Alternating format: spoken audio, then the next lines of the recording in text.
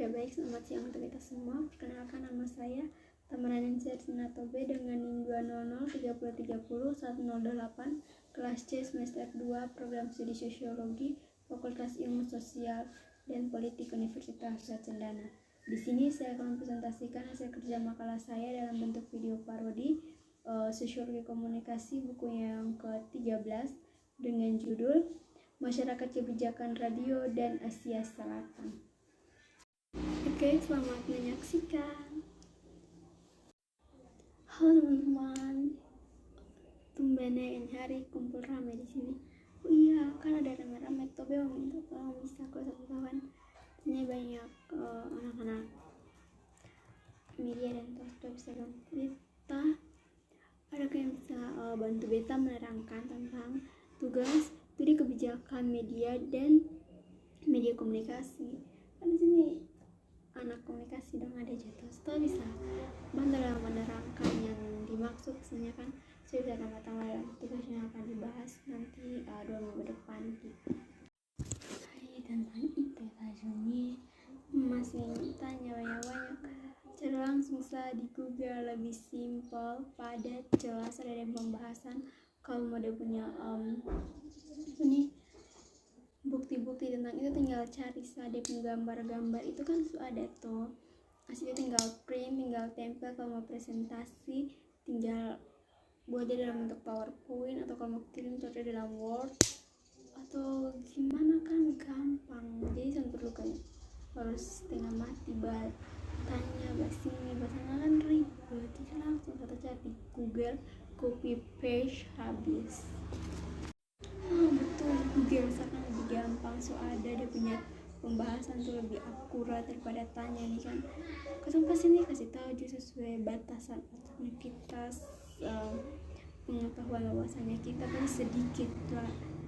Jadi lebih cari di Google, lebih akurat dia punya hal yang akan diberikan toh, daripada cari mesin tanya-tanya lagi. Lebih di Google satu kali, singkat, padat, jelas, dan dari bilang copy paste. Jadi kan langsung perlu ribetnya terlalu susah buat pusing kepala. Jadi langsung saja pada intinya Google kan betul lebih baik daripada tanya buat ribet diri sendiri.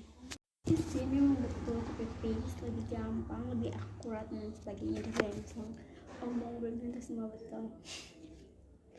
Tapi kan persoalannya sesekali tuh pemanasan otak. Jadi kan jangan kasih tidur otak atau pas bangun otak, supaya otak tuh bisa berpikir apa itu studi kebijakan media dan komunikasi, daripada cari di Google langsung copy paste, langsung tahu apa-apa, langsung kirim kasih dosen, tiba-tiba dosen tanya apakah ada yang bisa menjelaskan untuk saya studi kebijakan media dan komunikasi dalam bentuk pengertian atau pemahaman kalian sendiri.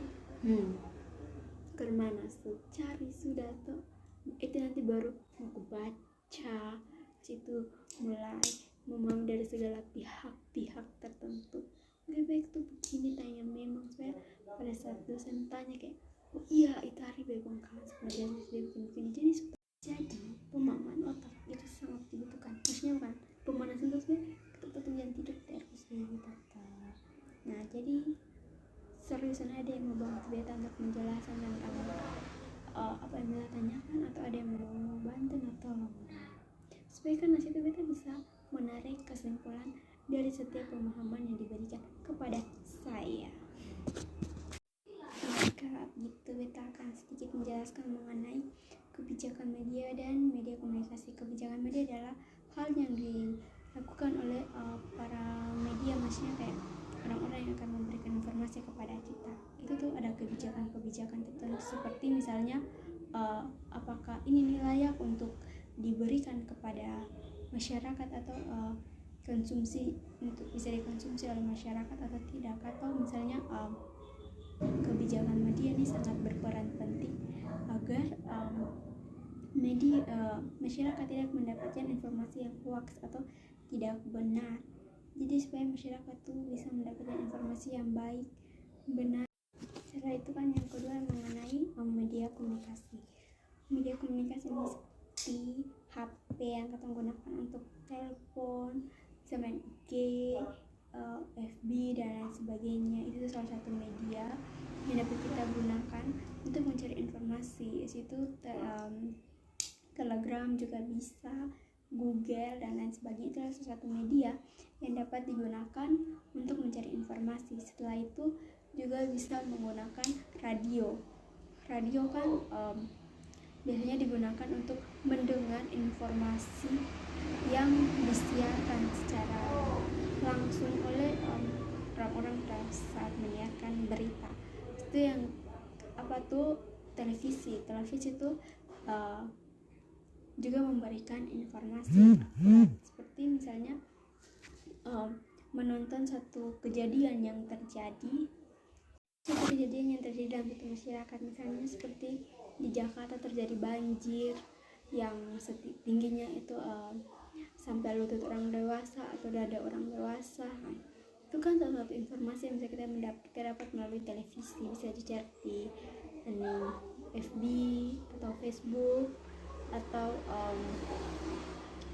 Instagram. Kalau ada yang muat, misalnya kalau ke artis-artis ada yang rumahnya terendam banjir, pasti mereka muat juga di Instagram.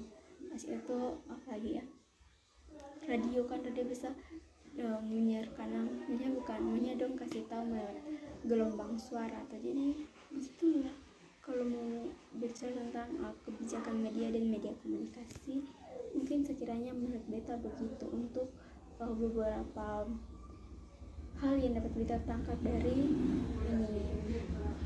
pembahasan yang bermaksud. Baik, terima kasih Subanto. Oke, yang lain sana ada niatan mau membantu untuk sedikit menjelaskan mengenai hal yang kita tanyakan.